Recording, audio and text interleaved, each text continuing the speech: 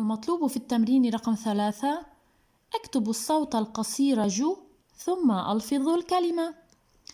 انظروا جيداً أحبائي إلى الصورة الأولى. ماذا ترون فيها؟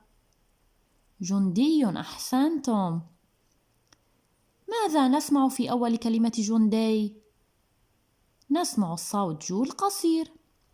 إذن نكتب هنا مكان النقاط صوت جو القصير، ولكن أحبائي انتبهوا جيداً أنه سيأتي في أول الكلمة بهذا الشكل. الصورة الثانية، ماذا ترون فيها؟ جبن، أحسنتم.